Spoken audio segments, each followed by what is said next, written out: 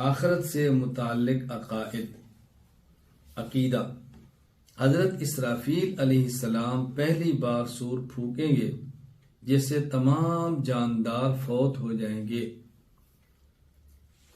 حضرت اسرافیل پھونکیں گے، بغل بجائیں گے، شروع میں آواز بہت اچھی لگے گی، لوگ شوق سے سنیں گے، آہستہ آہستہ آواز بڑھتی چلی جائے گی اور چیخیں نکال دے گی، کانوں کے پردے پھاڑ دے گی اور ہر چیز تہس نہس کر کے رکھ دے گی۔ عقیدہ: حضرت اسرافیل علیہ السلام دوبارہ سور پھونکیں گے جس سے سب لوگ اٹھ کر میدان محشر میں جمع ہوں گے۔ حضرت اسرافیل 2 مرتبہ سور پھونکیں گے۔ پہلی مرتبہ سور پھونکنے سے تمام جاندار فوت ہوں گے اور دوسری مرتبہ سور پھونکنے سے تمام کھڑے ہو کر اللہ کے دربار میں میدان محشر میں جمع ہوں گے۔ عقیدہ: اللہ تعالیٰ اس دنیا کو فنا کر دیں گے، اس کو قیامت کبریٰ کہتے ہیں اور یہ برحق ہے۔ آسمان، زمین، سورج، چاند، دریا، ہوا، یہ سارا نظام دنیا کا ختم ہو جائے گا۔ عقیدہ: قیامت کے دن ہر ذی روح کو اللہ تعالیٰ کی بارگاہ میں پیش کیا جائے گا۔ انسان بھی پیش ہوں گے، جنات بھی پیش ہوں گے، حتیٰ کہ جانور وہ بھی۔ بعض احادیث میں ہے اگر ایک بکری سینگ والی نے بغیر سینگ والی کو مارا ہے تو جس کے سینگ نہیں تھے اس کو سینگ دیے جائیں گے، جس کے سینگ تھے اس کے ختم کر دیے جائیں گے، اور اب کہا جائے گا بدلہ لو، وہ بدلہ لے گی۔ اس کے بعد ان کو مٹی میں ملا دیا جائے گا۔ اس وقت کافر کہے گا یا لیتنی کنت ترابا، اے کاش میں بھی مٹی ہو جاتا۔ عقیدہ: انسان اور جنات اپنے اپنے اعمال کا حساب دیں گے۔ چونکہ انسان پابند ہے اور مکلف ہے احکام شریعت کا، جنات بھی پابند ہیں اور مکلف ہیں احکام شریعت کے، اس لیے جنات اور انسان دونوں قیامت کے دن اعمال کا حساب دیں گے اور دونوں سے ان کے اعمال اور عقائد کے بارے میں پوچھا جائے گا۔ عقیدہ: نیک لوگوں کو ان کا نامہ اعمال دائیں ہاتھ میں اور کفار کو ان کا نامہ اعمال بائیں ہاتھ میں دیا جائے گا۔ اس کا صاف لفظوں میں قرآن کریم میں تذکرہ موجود ہے کہ کافر کو اعمال نامہ بائیں ہاتھ میں ملے گا، مومن کو اعمال نامہ دائیں ہاتھ میں ملے گا، اور مومن آواز دے گا آؤ میرے اعمال نامہ کو دیکھو، اور کافر روئے گا کہ میرے ساتھ کیا ہو گیا ہے۔ عقیدہ: کچھ لوگ محض اللہ تعالیٰ کے فضل و کرم سے بغیر حساب کتاب کے جنت میں داخل ہو جائیں گے۔ انبیاء علیہ السلام تو گناہوں سے معصوم ہیں، یہ تذکرہ ان کا ہے جو انبیاء نہیں ہیں، اللہ کے کرم سے سیدھے جنت میں چلے جائیں گے بغیر کسی حساب کتاب کے، اللہ ان سے حساب بھی نہیں لیں گے۔ عقیدہ: انبیاء کرام علیہ السلام، علماء۔ عقیدہ: قیامت کے دن نبی پاک صلی اللہ علیہ وسلم ساری انسانیت کی سفارش فرمائیں گے، جس کے بعد حساب کتاب شروع ہوگا۔ قیامت کے دن لوگ پریشان ہوں گے، حضرت آدم کے پاس جائیں گے علیہ السلام، سفارش کریں، حساب شروع ہو۔ حضرت آدم علیہ السلام معذرت کر لیں گے، حضرت نوح کے پاس جائیں گے، معذرت کریں گے، حضرت ابراہیم کے پاس جائیں گے، معذرت کریں گے، حضرت موسیٰ کے پاس جائیں گے، معذرت کریں گے، حضرت عیسیٰ کے پاس جائیں گے، معذرت کریں گے۔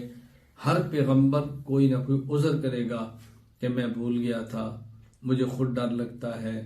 تو آخر میں حضور اکرم صلی اللہ علیہ وسلم خدمت میں آئیں گے اور آپ ایک طویل اور لمبا سجدہ کریں گے، اللہ تعالیٰ اپنے محبوب کی سفارش قبول فرمائیں گے اور حساب کتاب شروع ہو جائے گا۔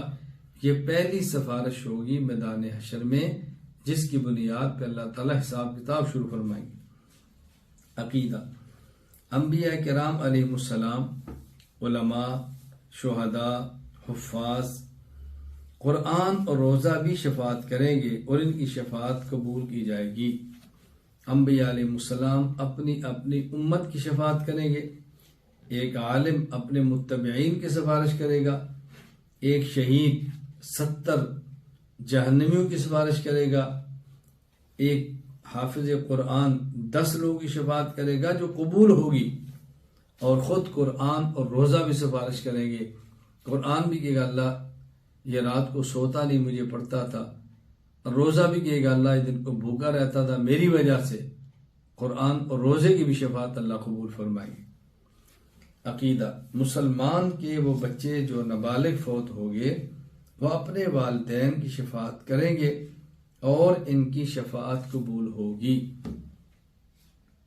جو بچے نابالغ تھے اور فوت ہو گئے، یہ والدین کے لیے بہت بڑی احساس کی بات ہوگی کہ جب قیامت کے دن یہی بچے ان کی شفاعت کریں گے، بشرطے کہ والدین نے صبر کیا ہو، اللہ کے فیصلے پہ راضی ہوں تو پھر ہے، اور اگر صبر نہ کیا ہو، اس نیکی کو ضائع کر دیا ہو، اللہ ہماری حفاظت فرمائے۔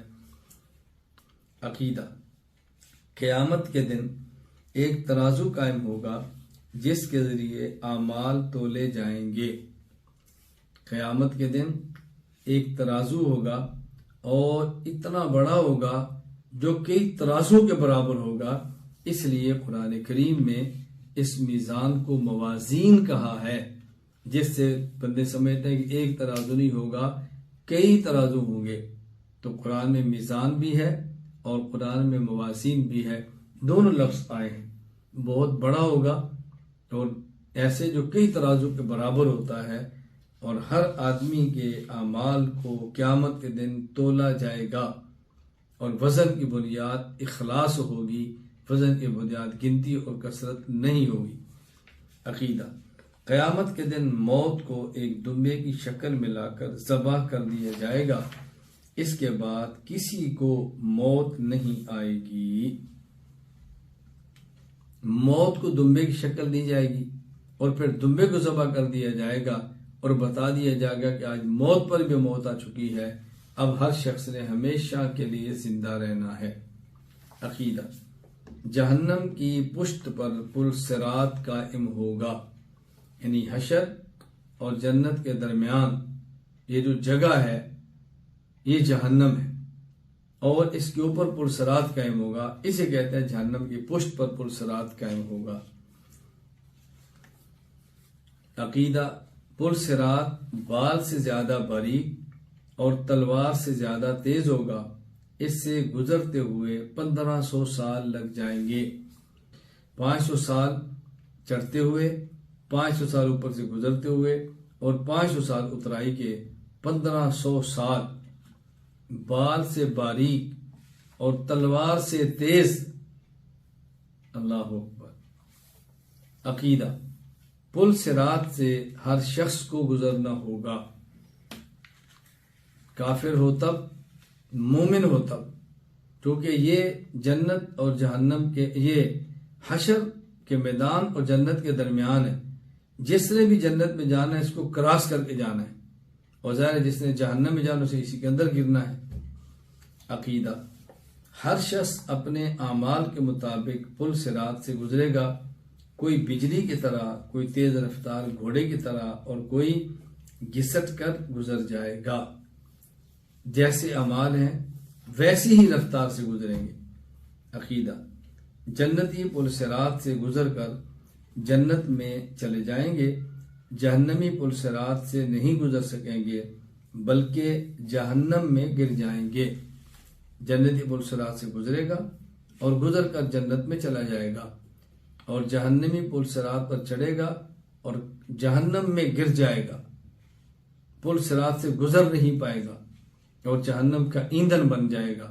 اللہ تعالی ہماری حفاظت فرمائے۔